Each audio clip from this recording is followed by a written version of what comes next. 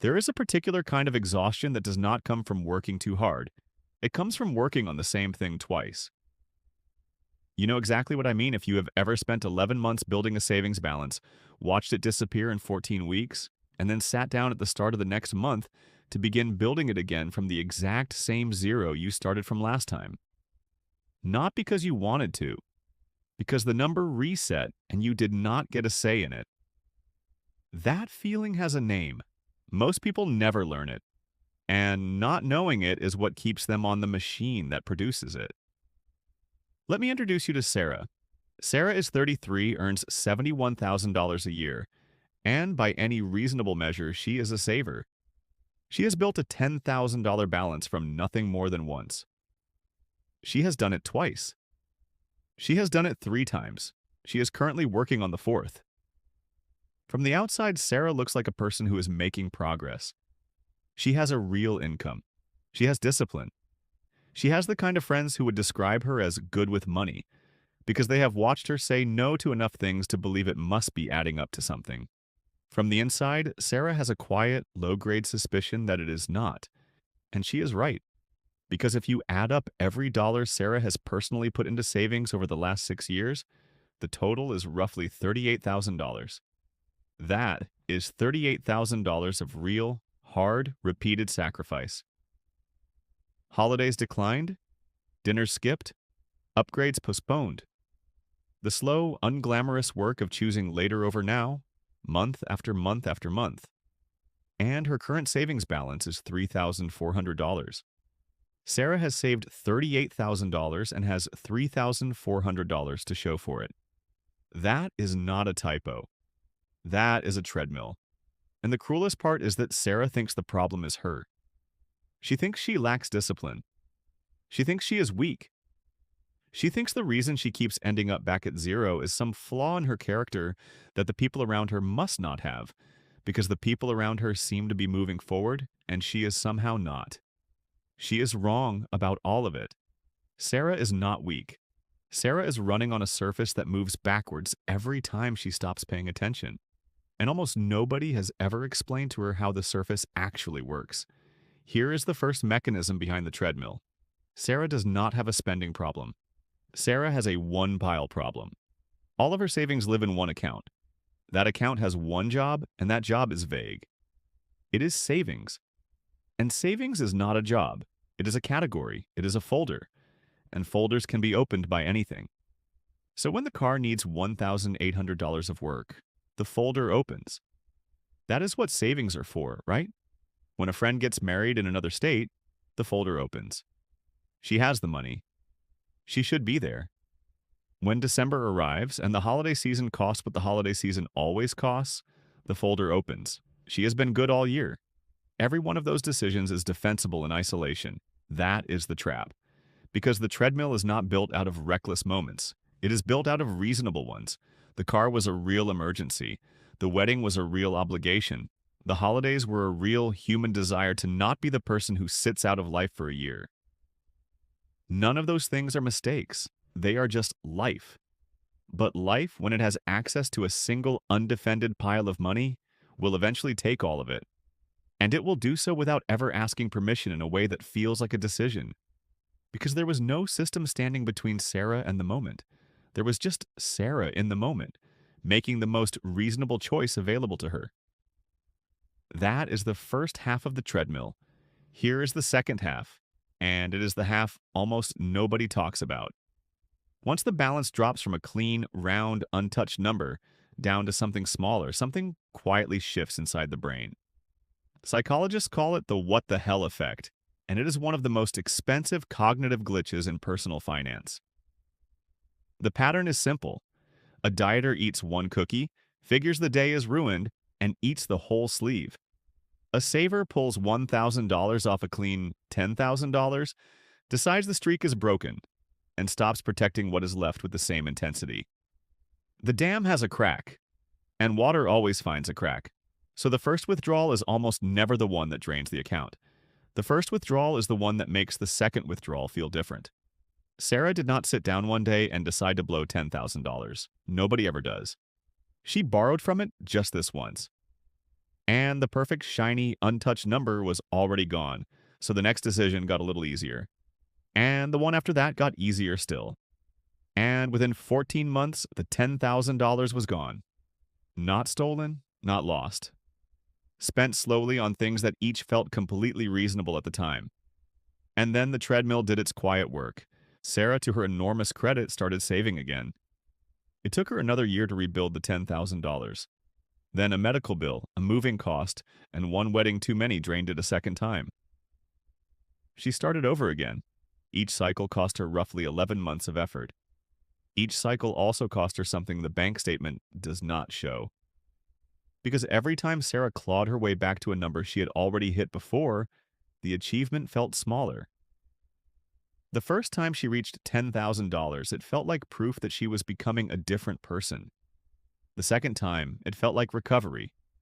The third time, it felt like confirmation that this whole thing might not be meant for her. And that is the real tax of the treadmill. The financial cost of starting over is bad enough, but the identity cost is worse. Every reset quietly teaches you a story about yourself. It tells you that saving does not work for people like you. It tells you that no matter what you do, something will always wipe it out. It tells you that maybe you are just not the type. And once a person believes that, the treadmill stops being a pattern and becomes a prophecy. Because the person who stops believing saving works is the person who stops building the system that would have made it work. That is where Sarah almost quit. Not on saving, on believing. After the third reset, she stopped opening the banking app the way she used to.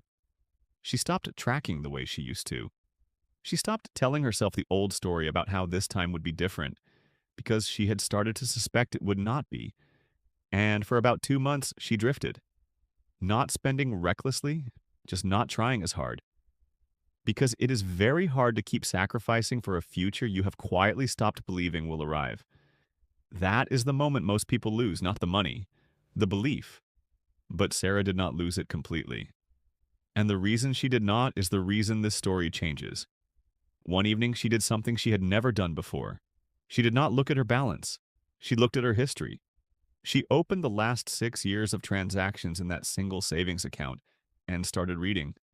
And what she saw, laid out in plain numbers, was not what she expected. She expected to find evidence of her own weakness.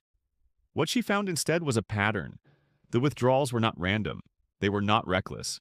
They were almost always the same 3 things: a car or home repair, a trip or event tied to someone she loved, a December that cost what December always costs, and she noticed something else.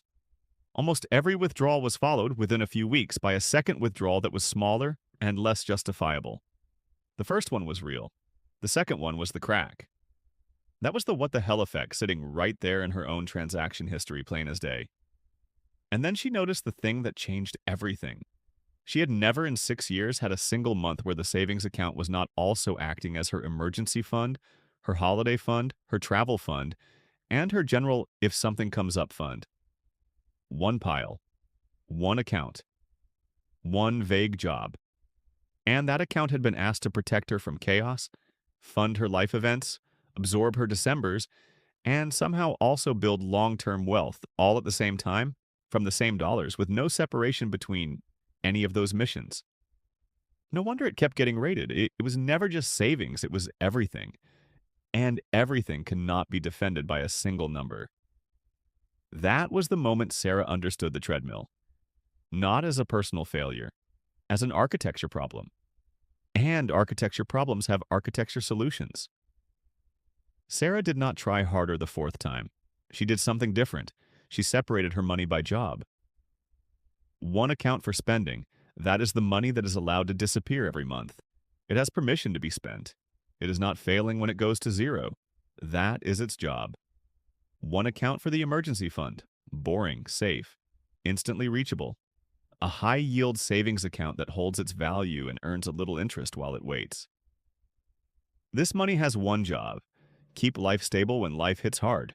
It is allowed to be used. That is its purpose. But it is clearly labeled, so using it is a conscious choice, not a quiet drift. And one account for the wealth seed. This is the money that lives beyond the safety net. Its job is different. Its job is to grow untouched for decades. It is not for emergencies. It is not for weddings. It is not for December. It is deliberately annoying to access, a few days away from her hands, out of sight. So the temptation has to survive a delay before it can reach the money, and most temptations do not survive delays. Then she automated a small transfer every payday, so the saving happened on its own before the money ever arrived in the account where it could be spent. And finally, she gave each account a real name, not savings. That word is too vague to defend. Emergency reserve, wealth seed, spending allowance. Words that describe a job, not a category. Because money with a job is harder to raid than money in a folder. None of that required willpower in the heated moment. That is the entire point. Willpower fails. Everybody's willpower fails eventually. Sarah's willpower was never the problem. The problem was that she was relying on deciding correctly in the moment, every time, for years, with no structure between her and the temptation. A good system does not get tired. A good system does not have weak moments. A good system makes the right choice the default, so the hard choice has to be deliberate rather than the easy one. For 3 years, Sarah had relied on deciding correctly every single time she was tempted. This time, she decided correctly one time, built a system, and let the system carry the rest. And here's the part that should make Sarah and anyone who has lived her cycle genuinely angry in a useful way. While she was draining and rebuilding the same $10,000 for 6 years, the money she kept rebuilding never had a chance to do what money is actually capable of doing. Money left alone does not just sit there, it compounds. But money that gets spent every 14 months never gets the runway to compound at all.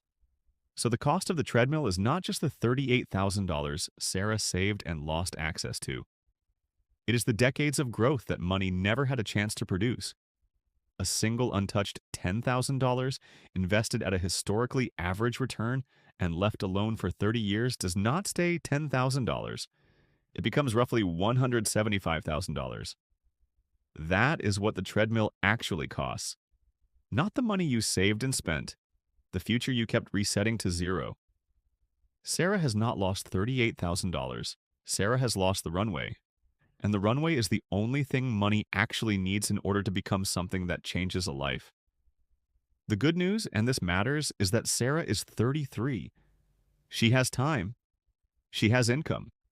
She has already proven she can save because she has done it 4 times.